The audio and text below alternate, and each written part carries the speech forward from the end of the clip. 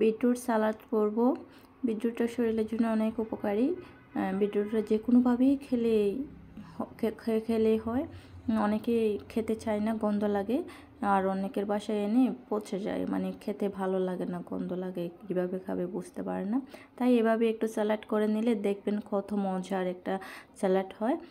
এভাবে আমি যতটুকুই করব, স্যালাড করব, এতটুকুই আমি স্কিনটা ফেলে দিয়েছি, আরটাতে আমি রেখে দিয়েছি, কারণ আমি ফ্রিজে রাখলে না হয় একদম ড্রাই হয়ে যাবে।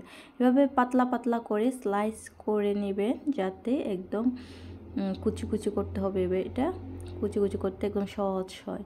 স্লাইস করেই দেখতে পাচ্ছেন কতটা সুন্দর হয়েছে। এটাকে আবার আমি করব, একদম একদম কুচি কুচি করে নিব।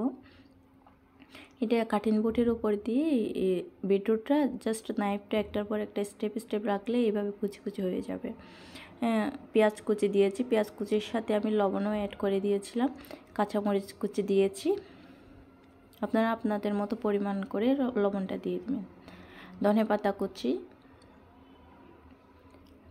কুচি দিয়েই তারপরে আমার টমেটো কুচিতে দিতে হবে। টমেটোটাও একদম কুচি কুচি করে কাটতে হবে, না হয় একটু কী লাগবে, ম্যাশ হবে না আর কি, আলাদা আলাদা মনে হবে।